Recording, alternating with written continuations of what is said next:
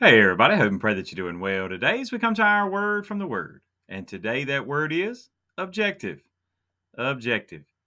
Now just like throwing darts, sometimes we miss, but God, when he throws an arrow, he or a dart, he hits the bullseye every single time. And so everything that Jesus did while he was on earth, everything was directly on point and had an objective to it.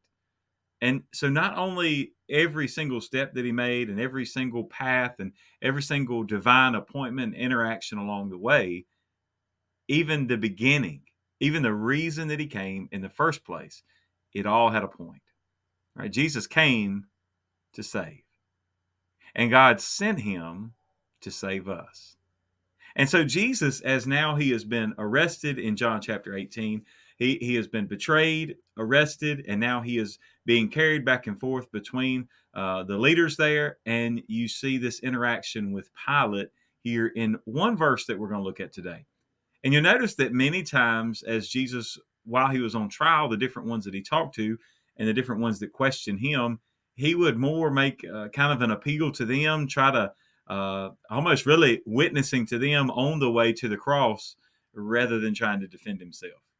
And he speaks very logically with a lot of things. All right, they arrest him, and he says, "Look, I've been preaching out in the public all this time, and now you come with armed guards and everything to arrest me by force at night. Really? Is that really what you needed to do?" Then they ask him what he said, and he said, "Look, I've been preaching out in the open all this time. You could have come and listened to it at any time." And so on and on, you see this conversation not repeating itself, but kind of that same objective. You're able to see it. Look, I have been here. I have said all these things. I have revealed all these things. If you weren't listening then, you're probably not going to listen now. So then he talks to Pilate, and notice what he says here in verse 37, just one verse today of John chapter 18. Pilate therefore said to him, "Are you a king then?" Jesus answered, "You say rightly that I am a king. For this cause I was born, and for this cause I have come into the world, that I should bear witness to the truth. Everyone who is of the truth hears my voice." So, as he says, I have this one objective to point people to the truth. Now, what is that truth? And Pilate goes on to ask, and he says, "What is truth?" I think it's quite interesting that in our day and time, that's the one thing that seems to be attacked the most. If you think about if Satan can convince people that there is no such thing as absolute truth, that there is nothing and that truth is relative to whatever you want it to be, then now all of a sudden rules don't apply to you, right? I mean, none of the rules would apply. Nothing could be firm, nothing could be foundation, nothing could be long lasting. Everything would be wishy-washy, everything would be able to be ripped away at a moment's notice and or without notice because there is no absolute truth. You could know nothing. But see, God tells us otherwise. That God is truth.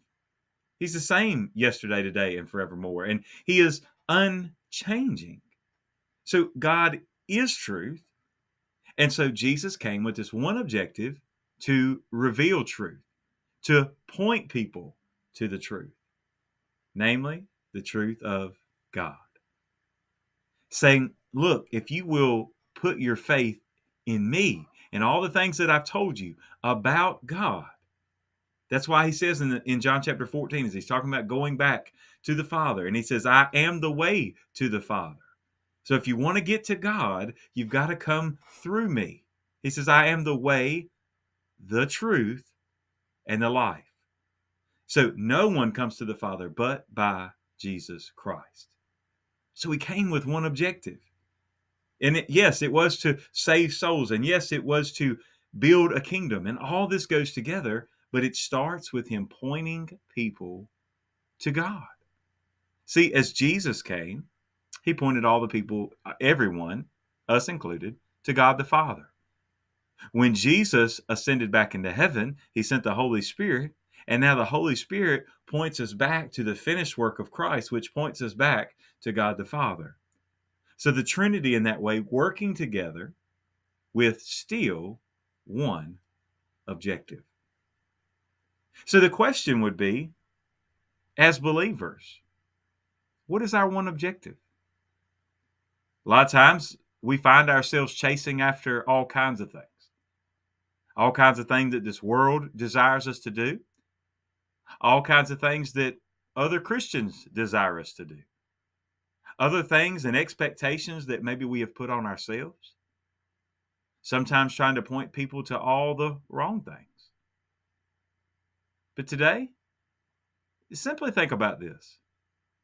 If you had to sum up your one objective, the one thing that you were put on this earth to do, what would it be?